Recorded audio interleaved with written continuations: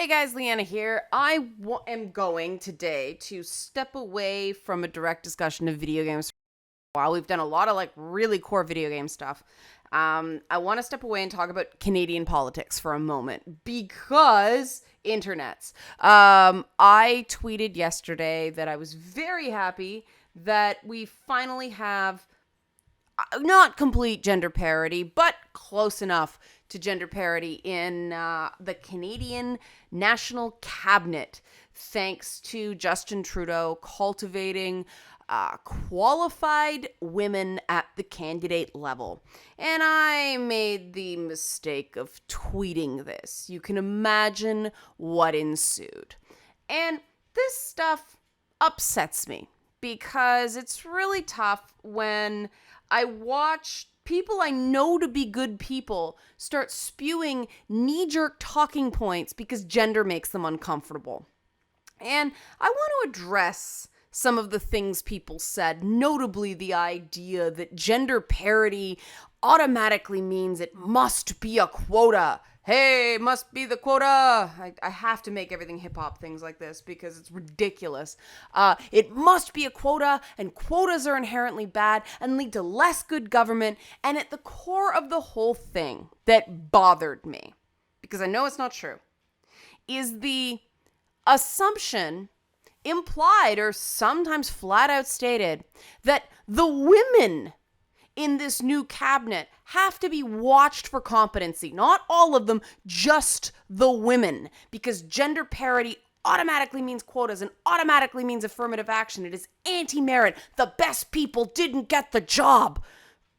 Because out of 50 women, 15 got picked for cabinet. There were 50 female members of parliament elected in the Liberal Party. That is a pretty wide pool to pick from. But, it's the internet. So I have to treat as equal people who have opinions without a shred of evidence and base most of their opinions on hypotheticals and what ifs. Actually, a what if is a hypothetical. So let me full screen this. Let's meet the cabinet, the new Canadian cabinet, to show how right these knee-jerk people on the internet are, how totally unqualified these women and people of color and other types of, identity diversity, how unqualified these people are, how absolutely lacking in they are, because I'm prepared to be proven wrong. But let's find out. The first person they show is Ralph Goodall, who is a white guy. So he is clearly competent. No matter what, he can be assumed to have been selected only because he is the best person for the job. Not because he was an early supporter of the prime minister, not because he did something to help get elected. It's totally merit, just because he's a white male. Lawrence Macaulay as well, must just be the best man for the job, right? Why? Because he's a man.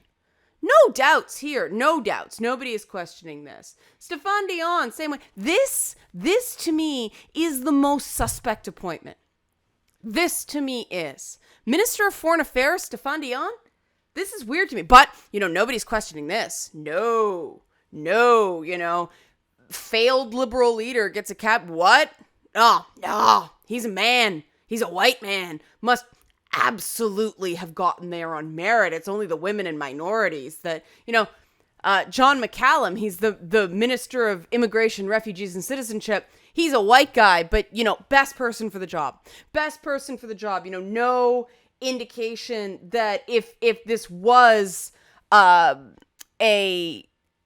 bunch of appointments based on tokenism, it's totally logical that they put a white guy as the Minister of Immigration, Refugees, and Citizenship if this government was supposed to be completely politically correct. That logic completely holds. Yeah, absolutely. Makes total sense. Oh, finally a woman, so Carolyn Bennett must absolutely not be qualified. Can't be, because it's affirmative action, right? No merit. Well, she was first elected to Parliament in 1997. She was a family physician, and she served as the party critic for Aboriginal Affairs and Northern Development. She's the Minister of Indigenous and Northern Affairs. My God, she actually has some experience on the portfolio. How can this be? It's an affirmative action appointment. How can she possibly have any related experience? Because gender parity means they're just selecting women because they're women. The sarcasm will continue. Strap the fuck in. Scott Bryson, he's a white guy. So, he's obviously qualified. Never mind that he's gay and that's why he left the Progressive Conservatives. That doesn't matter. Or maybe it does. Is the fact that there is a gay MP, does that mean he's less qualified? Is this an affirmative action thing? Is his sexual orientation make him less qualified for the job because he's not heterosexual? Oh God, the outrage warriors are going to have a real problem with this because he's a white man, which means qualified, but he's attracted to other men, which makes him an affirmative action hire. Oh God, the heads are exploding already, but it gets worse. What? White guy? Another one? But okay, he must be qualified because he was a lawyer. Because, that's the expected track that people, so we don't have to worry about him. He's clearly, he's clearly qualified. So let's go on. Oh, what? What? A member of parliament in a turban?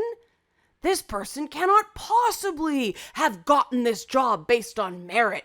He's the Minister of Innovation, Science, and Economic Development. What credentials could he possibly have? Oh, distinguished professor at Ryerson University's Ted Rogers School of Management, certified management accountant, and the youngest MP in the Liberal caucus when originally elected.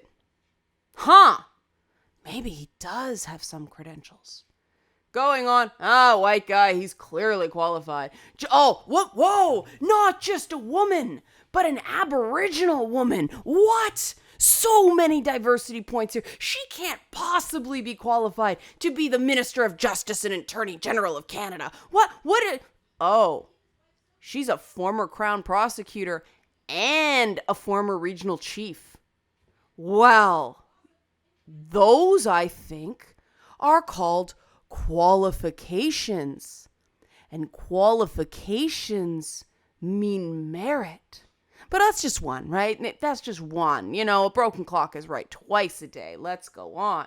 Oh God, another woman? What must be just because she's a woman. The only reason that Judy Foote could possibly be Minister of Public Services and Procurement is because she's a woman. What if she's a broadcaster? That just automatically must mean she's evil. Let's find out. Oh. Former deputy House Leader and party whip, and those of you who've watched House of Cards know that's a big job. Oh, provincial government for 11 years, numerous ministerial roles. Wow. Qualifications. What? Wow. Moving on. Oh no! Another woman! No! And again, she was a journalist. Must be evil. But, she's the Minister of International Trade and she speaks 5 languages. I think that's a qualification.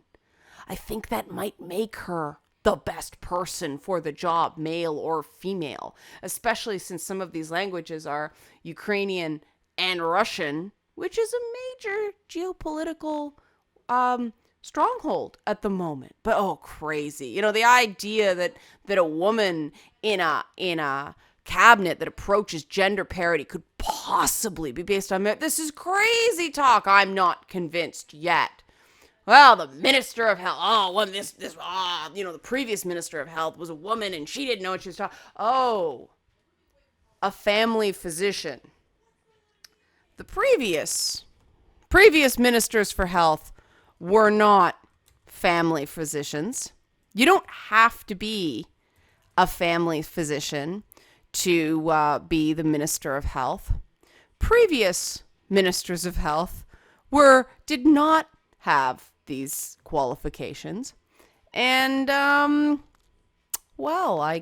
guess that's you can't really argue that a doctor is not qualified to be Minister for Health. So the argument is starting, oh, white guy, clearly qualified. White guy, an astronaut, clearly qualified. Now, what being an astronaut makes you qualified to be Minister of Transport? I don't know. I guess he was transported into space. But, nobody questions that because white guy. Okay, here we go. Minister of International Development and La Francophonie, meaning French speaking. And, she worked at Canadian Development. Man, this idea that people are not getting their positions based on merit. Minister of Canadian Heritage, lawyer, communications partner, and mayoral candidate. Communications partner means PR expert, which for Minister of Canadian Heritage is excellent credentials. Minister of National Revenue was a social worker. Gee, you think she's good with people? I don't know. Worked in health and social services for 23 years, and ran a successful business. Oh, absolutely not qualified. White guy, clearly qualified. We don't have to question him. Catherine McKenna, Minister of the Environment and Climate Change. Cushy job, right? Nobody cares about the environment. What? Oh, she's an international trade lawyer. And a negotiation for United Nations peacekeeping mission. And teaching at a Center for Peace and Conflict Studies. And she's married to a longtime conservative, so you can't claim she's a partisan wonk. This whole theory is falling apart. And we have another person of color. Oh, clearly cannot be qualified. Clearly an affirmative action hire. Although he's a man, so he has a hope of being half qualified, right? So the theory goes, because the only people we have to question when there is gender parity in a cabinet is the women. But he's a Minister for National Defense. He was a police officer and a soldier specializing in gang violence. And he was the first Canadian Sikh to command a Canadian military regiment. I'd say that's qualified. Minister of Employment is a geoscientist. Science. So she was in a field based on merit. Then she got elected, and now she's a cabinet minister. But, people they have the gall to question somebody like this just because somebody decided that women were just as qualified as men. And when you pivot to that thinking, gee, you get almost as many women as men because we're just as good at these jobs and just as interested in them. What a strange thing. And Minister of Infrastructure and Communities, and this is a close vote. For those of you who don't know, Alberta is a conservative stronghold. So this could be something. This is somebody who actually isn't necessarily, flat out perfect match for his cabinet position. But when you win a tough vote, when you win a riding, and you come from an area that's underrepresented, you get rewarded with a cabinet position. And this has happened in politics for as long as politics has existed. And that's a form of merit that people have not questioned until uppity women decided they had equal opportunity and equal access to these jobs, and then the sky fell. Oh no, another uppity woman. She is the Minister of Democratic Institutions. What can she possibly... Oh, she had experience with real oppression because her family fled the Taliban. She, just call me crazy, but I think that somebody like this would have an intrinsic, deeply held commitment to democracy, and therefore I would think she is uniquely qualified to be the Minister of Democratic Institutions. Call me freaking crazy. Never mind that she founded a campaign which raised over $150,000 for women and girls in Afghanistan who actually need the help. But okay, Minister of Sports and Persons with Disabilities. Well, can't be qualified. Oh, she's a blind former Paralympian. Well, there goes that. And this guy possibly has the coolest name in cabinet, Hunter Tutu. But he is in the riding of Nunavut, which is in one of our First Nations communities. Another First Nation. Oh no, political correct hire. Well, The Nunavut community is one of the places most affected by overfishing and imbalance of the environment. So I think he's kind of qualified too. But oh no, the Minister of Science is a scientist. Ah, damn it. She even worked on a Nobel Prize winning organization as a scientist. She's written 2 books as a scientist. But she can't be qualified, just an affirmative action hire. Minister of the Status of Women. Executive director for Thunder Bay's largest homeless shelter, but not qualified. And Minister of Small Business and Tourism is a community organizer. Now again, this is like, how does that fit? Again, Kitchener-Waterloo is a conservative stronghold. So again, tough battle, showed she can win. That is merit. So that is our horrendously unqualified affirmative action cabinet. Strangely enough, the biographies and the work experience of the people tied to the jobs they were given match up far better than previous cabinet appointments. And cabinet appointments are often rewarded based on what you did for the incoming government during the election, not any real merit based on achievements or knowing what the hell you're doing. There are experts for that. But in this case, Justin Trudeau managed to achieve near gender parity and plenty of other sorts of diversity, but he also managed to get qualified people for the roles they're in. And there will still be somebody saying, nope, still a quota. Other people obviously lost out on jobs. The best person, you have to have the best person for the job. Let me make this clear. There is no official rule that says you need gender parity in a Canadian cabinet. It is something that the Liberals ran on as an election issue. Canadians voted in part based on the promise to achieve gender parity. And this was something that the Canadian people, not the government, not one person, not a shadowy cabal of political correct social justice warriors. This is something we decided was part of the Canadian identity. And because this was voted on, and because Canadians overwhelmingly voted the Liberals in part because we didn't like the fear-mongering and the racism that was going on during the campaign, I take exception on behalf of my country to the idea that these men and women who have been appointed to serve, and there are tough challenges ahead. All snark and all sarcasm aside, these men and women have tough challenges ahead.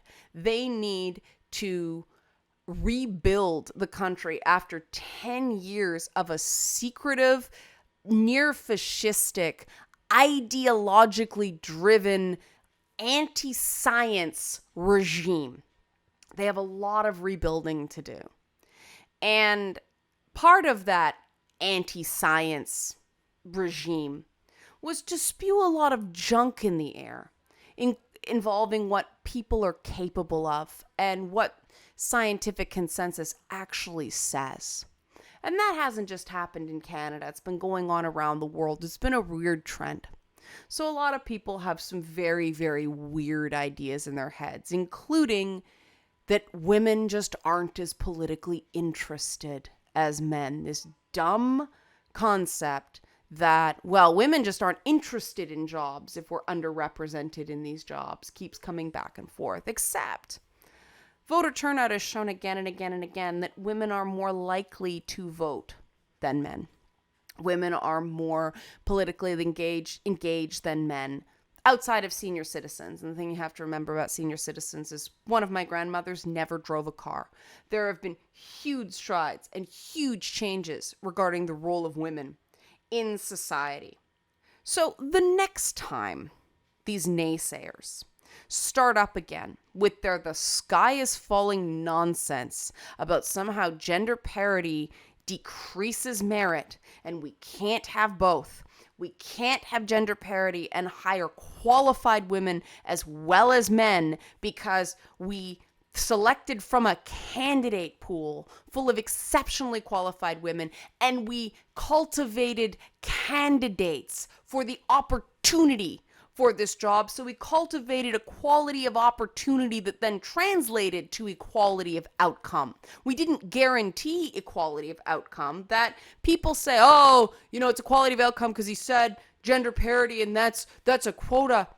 But no, they started at the candidate level. They had these women earmarked for greatness because they are great. They'd already been great people. They were just brought in. They were recruited the way star male candidates are as well. This happens all the time in politics. And the fact that they are women does not make them any less of a star candidate. And this knee-jerk assumption that because a government said we are going to show that women can be just as engaged and just as good and just as qualified and just as successful as men.